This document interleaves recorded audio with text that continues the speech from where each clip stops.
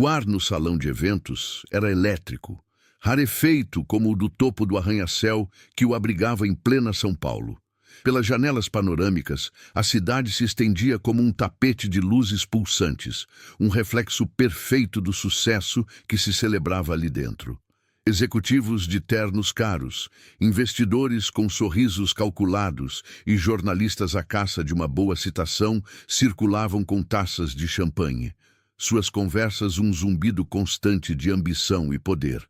A decoração minimalista e fria contrastava com o calor dos flashes das câmeras, criando um ambiente onde cada gesto parecia ensaiado, cada sorriso uma transação. Ali, no auge de sua glória, Marcos era o centro daquele universo, o sol em torno do qual todos os planetas de negócios orbitavam, sem saber que seu mundo estava prestes a implodir de dentro para fora. No centro de tudo, Marcos era a personificação do sucesso. Aos 42 anos, ele havia construído um império a partir do nada, e seu novo aplicativo era a coroação de anos de trabalho incansável. No palco, sob a luz dos holofotes, seu terno de grife parecia uma armadura. Sua postura exalava um controle absoluto. Sua voz, firme e carismática, ecoava pelo salão, falando de inovação, futuro e de um legado que estava apenas começando. Enquanto discursava, sentiu o celular vibrar insistentemente no bolso da calça. Uma nota dissonante em sua sinfonia de triunfo. Ele a ignorou, um pequeno incômodo sem importância. Mal sabia ele que não era um chamado, mas um alarme. O som que anunciava o desmoronamento de todas as certezas que ele havia construído com tanto esmero ao longo de sua vida. Ao descer do palco, o calor dos aplausos e dos cumprimentos o envolveu, mas foi uma onda que quebrou rápido demais.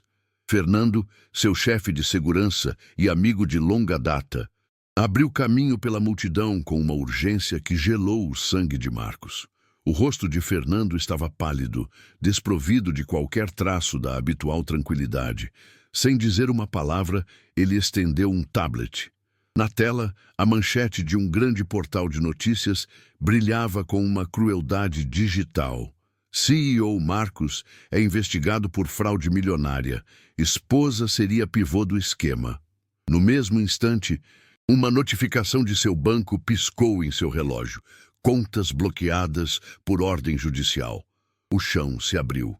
O som do salão desapareceu, substituído por um zumbido agudo em seus ouvidos. Tudo parou. Seus olhos varreram a multidão, uma busca desesperada por uma única face, a âncora de sua vida. E ele a encontrou. Laura, sua noiva, estava perto da saída, acompanhada por Flávio e Eduardo, seus sócios de confiança. Ela não parecia surpresa ou assustada. Pelo contrário, o olhar que ela lhe lançou de longe foi a sentença final. Era frio, calculista, um abismo de indiferença onde antes havia amor. Foi um golpe mais brutal que qualquer manchete.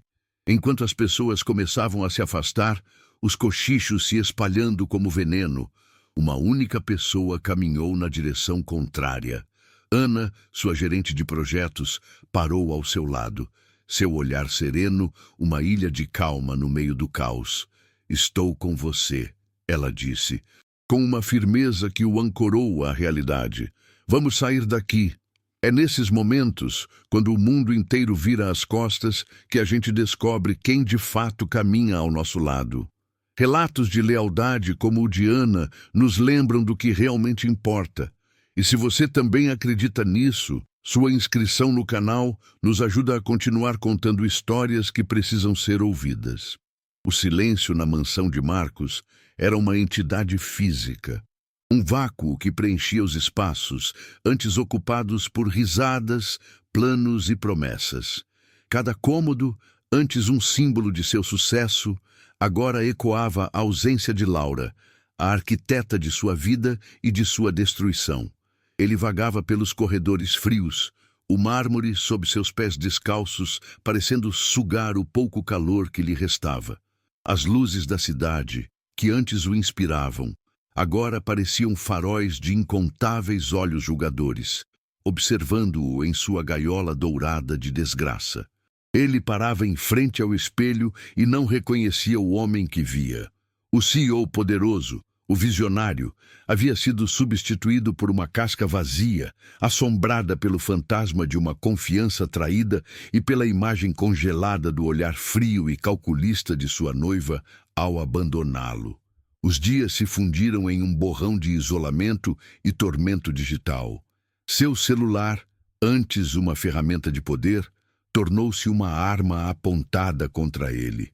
A cada hora, uma nova matéria, um novo artigo de opinião, uma nova onda de comentários de estranhos que o pintavam como um monstro de ganância e corrupção. As fotos do evento de lançamento, que deveriam celebrar seu triunfo, eram agora usadas como prova de sua arrogância, seu sorriso congelado ao lado das manchetes que o declaravam um criminoso. Ele se viu desligando o aparelho, cortando o último fio que o conectava ao mundo, preferindo a agonia do silêncio à cacofonia da humilhação pública. A vergonha era uma febre que queimava por dentro. A certeza de que cada pessoa que já o admirou agora sentia desprezo ou, pior, pena. Ele se afundou no sofá de couro, o mesmo onde ele e Laura haviam sonhado com o futuro, e sentiu o peso da ingenuidade esmagá-lo. Como pôde ser tão cego? As pequenas mentiras, as desculpas convenientes, os sócios que ela mesma indicou, tudo se encaixava agora em um quebra-cabeça medonho. Ele não havia perdido apenas seu dinheiro ou sua empresa, ele havia perdido a capacidade de acreditar em seu próprio julgamento.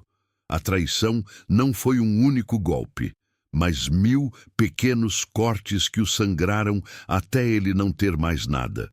O mundo que ele construiu era de areia e a maré da verdade o levara por completo.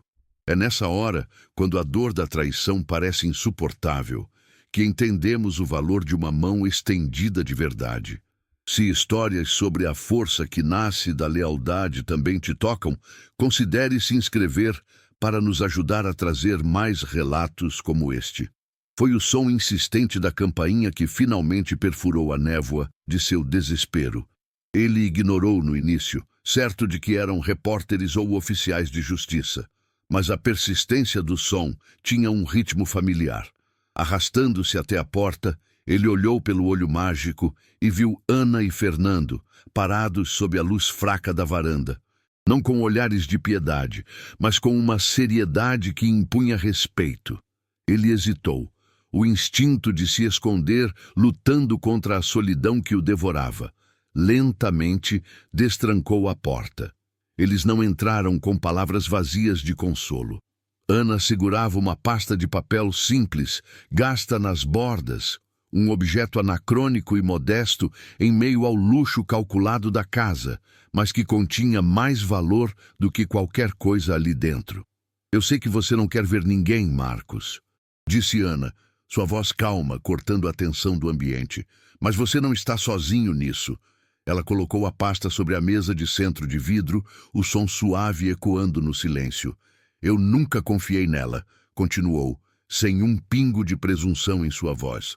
Havia coisas, pequenas coisas que não faziam sentido, despesas que ela justificava com uma facilidade que me parecia ensaiada, relatórios de parceiros que pareciam superficiais demais. Fernando assentiu, postado perto da porta, uma presença silenciosa e protetora. Ele não era mais o chefe de segurança.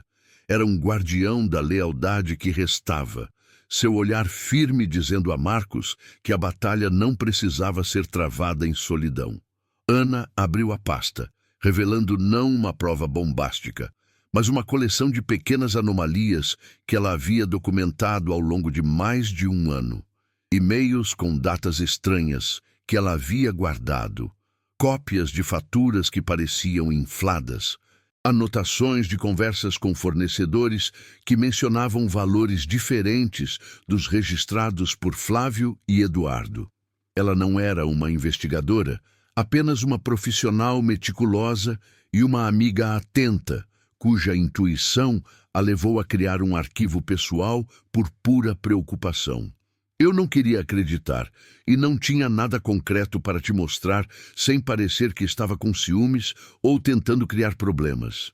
Eu só guardei, para o caso de estar errada e poder jogar tudo fora um dia, explicou ela, com o olhar baixo, quase envergonhada de sua própria desconfiança. Naquele momento, algo dentro de Marcos se quebrou. Não foi a raiva pela traição de Laura, nem o choque das evidências. Foi a pureza da lealdade de Ana. Ela não ganhou nada com aquilo. Arriscou seu emprego, sua reputação dentro da empresa, tudo por um pressentimento, por um cuidado silencioso com o amigo que via caminhar para uma armadilha. A muralha de autocontrole que ele havia erguido por toda a vida desabou. Pela primeira vez, desde que se tornara um homem de negócios, um líder, Marcos chorou. Não foram lágrimas silenciosas de tristeza, mas soluços profundos e rasgados. A libertação de dias de dor, humilhação e uma solidão avassaladora. Ele se curvou, o rosto entre as mãos, e permitiu-se ser completamente vulnerável na frente das duas únicas pessoas no mundo em quem ainda podia confiar. Ana não se moveu para confortá-lo com um abraço. Ela entendeu que aquele era um momento dele, uma catarse necessária. Ela apenas esperou, seu silêncio sendo o apoio mais eloquente que poderia oferecer. Quando os soluços de Marcos diminuíram, ele ergueu o rosto, os olhos vermelhos e o caminho das lágrimas marcando sua pele. O desespero havia sido lavado e, em seu lugar, uma nova emoção começava a tomar forma. A brasa de uma determinação fria. Ele olhou para a pasta, depois para Ana e Fernando. Ele tinha um motivo para lutar. Não era por vingança, nem para recuperar o dinheiro. Era para honrar a lealdade deles. A gente só descobre a verdadeira força que tem quando encontra um motivo maior do que nós mesmos para se levantar. Se você também acredita que a luta pela honra é a mais nobre de todas, sua inscrição no canal é o que nos permite continuar contando essas jornadas. O que nós fazemos agora? A voz de Marcos saiu rouca, mas firme. Era a primeira pergunta que ele fazia em dias que não era dirigida a si mesmo. A dinâmica na sala mudou instantaneamente. A atmosfera de luto se dissipou, substituída por uma energia de planejamento, de um conselho de guerra. Fernando se aproximou, puxando uma cadeira. Ana começou a explicar os documentos, sua mente analítica, traçando as primeiras linhas de uma estratégia de defesa. Pela primeira vez, Marcos não via um abismo, mas um caminho, íngreme e cheio de espinhos, mas um caminho. Naquela noite, a mansão fria e vazia se transformou em um quartel-general, iluminado pela luz de um notebook e pela chama recém-acendida da esperança. Os dias que se seguiram foram uma imersão brutal na dura realidade de sua situação. A batalha era travada em duas frentes. A primeira, legal, era lenta e burocrática. Eles contrataram um advogado de defesa criminal que trabalhava mais por convicção do que por dinheiro. Um homem mais velho e experiente que via em Marcos não um criminoso, mas um homem injustiçado. Passavam horas revendo documentos, preparando depoimentos e tentando navegar por um sistema que parecia projetado para esmagar quem não tinha recursos. Cada pequena vitória processual era celebrada como um grande triunfo, um sopro de ar em meio à asfixia constante da acusação que pesava sobre ele. A segunda frente, a da opinião pública, era muito mais selvagem e cruel. Laura, Flávio e Eduardo, usando o dinheiro que roubaram de Marcos, contrataram uma poderosa firma de relações públicas. A estratégia era simples: pintar Marcos como um gênio instável e manipulador, e a si mesmos como vítimas que descobriram a fraude e tentaram detê-la. Antigos parceiros de negócios, temendo a associação com o escândalo, davam entrevistas veladas que corroboravam a narrativa dos traidores. Cada noticiário, cada post em redes sociais era uma nova facada em sua reputação. Uma tentativa de destruir qualquer credibilidade que ele ainda pudesse ter antes mesmo de chegar ao tribunal. No meio desse furacão, o vínculo entre Marcos e Ana se aprofundava, forjado no fogo da adversidade. Eles trabalhavam lado a lado, noite adentro, em meio a pilhas de papéis e xícaras de café. Ele descobriu nela uma inteligência estratégica e uma resiliência que nunca havia notado sob as luzes brilhantes do mundo corporativo. Ela, por sua vez, viu além do CEO implacável e encontrou um homem que, despido de seu poder e riqueza, possuía uma integridade fundamental.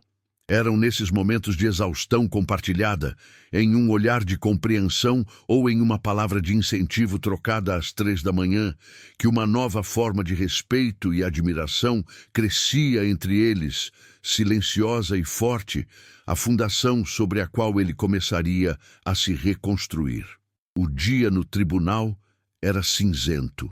A luz que entrava pelas janelas altas parecia filtrada por uma camada de poeira e desesperança.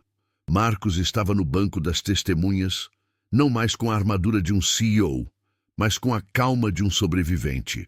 O ar ficou rarefeito quando seu advogado apresentou a última prova, uma gravação de áudio que Ana conseguira recuperar de um servidor antigo. Um backup esquecido que continha a verdade nua e crua. A voz de Laura, nítida e inconfundível, ecoou pelo silêncio sepulcral, discutindo com Flávio os detalhes finais do desvio de fundos, rindo da ingenuidade de Marcos. A máscara de vítima de Laura rachou. Seu rosto perdeu a cor, transformando-se em uma estátua de pânico. Naquele instante, a complexa teia de mentiras que ela teceu por anos se desfez com o simples apertar de um botão de play, revelando a todos a fria arquitetura de sua traição. Após a gravação terminar, um silêncio pesado preencheu o salão. O promotor, um homem que até então o olhava com ceticismo, baixou os olhos por um momento, a expressão mudando de acusação para uma espécie de respeito contido. Ele se virou para o juiz e, num gesto inesperado, ofereceu a Marcos a oportunidade de fazer uma declaração final sobre o impacto pessoal de tudo aquilo. As câmeras dos jornalistas se viraram para ele, as canetas pairaram sobre os blocos de notas, todos esperando a explosão, o discurso de ódio, a condenação pública que ele tinha todo o direito de proferir. Marcos respirou fundo, sentindo o peso de todos os olhares sobre si. Ele não via um palco para a vingança, mas uma chance de fechar a ferida, de falar não para eles, mas para si mesmo, para o homem que ele era e para o homem que estava se tornando. Ele não olhou para o juiz ou para o júri. Seus olhos encontraram os de Laura do outro lado da sala. Sua voz saiu firme, sem tremor, mas carregada com o peso de uma tristeza que finalmente encontrava seu fim. Vocês todos ouviram sobre o dinheiro, ele começou, sua voz preenchendo o espaço sem esforço. Mas o dinheiro é a parte menos importante. É só papel. O que você roubou de mim foi algo que não tem preço. Você roubou meu tempo, roubou manhãs de domingo, planos para o futuro, a memória de risadas que agora eu sei que eram falsas. Você roubou a minha fé na coisa mais fundamental que existe entre duas pessoas, a confiança. Você transformou meu santuário em um campo de batalha e me fez duvidar do meu próprio julgamento. E esse é um roubo que nenhuma sentença pode reparar. Ele fez uma pausa, deixando as palavras assentarem no ar. O olhar de Laura era uma mistura de choque e fúria impotente. E é por isso, continuou Marcos, com uma calma que desarmou a todos, e que eu preciso fazer algo que ninguém espera. Eu te perdoo. Um murmúrio percorreu o tribunal, mas ele não se abalou. Eu te perdoo, não porque você mereça, e certamente não para te absolver. Eu te perdoo por mim, para que o ódio que você plantou não crie raízes e defina o resto da minha vida. Eu escolho não carregar o peso da sua traição por mais um dia. A sua sentença será decidida por esta corte, mas a minha liberdade eu a declaro hoje, aqui e agora. Eu estou livre de você. O poder daquelas palavras não estava na acusação, mas na libertação. O martelo do juiz bateu, um som seco que selou o fim do processo legal, mas a verdadeira conclusão daquele capítulo aconteceu em silêncio. Enquanto os oficiais se aproximavam de Laura e seus cúmplices, os olhos de Marcos varreram a plateia, passando por rostos curiosos e indiferentes, até encontrarem o único que importava. Ana estava lá, sentada na segunda fileira, e lágrimas silenciosas escorriam pelo seu rosto. Não eram lágrimas de pena ou de tristeza, mas de um orgulho imenso, de alívio. Ela sorriu para ele, um sorriso pequeno, mas que continha todo o reconhecimento pela batalha que ele havia vencido, não contra Laura, mas contra si mesmo. Naquele olhar trocado estava a promessa de um novo começo, construído não sobre as ruínas do que foi perdido, mas sobre a base sólida da lealdade e da integridade. A verdadeira vitória não foi o veredito, foi aquele momento. 2 anos se passaram e a poeira da batalha judicial havia assentado completamente, revelando uma paisagem inteiramente nova.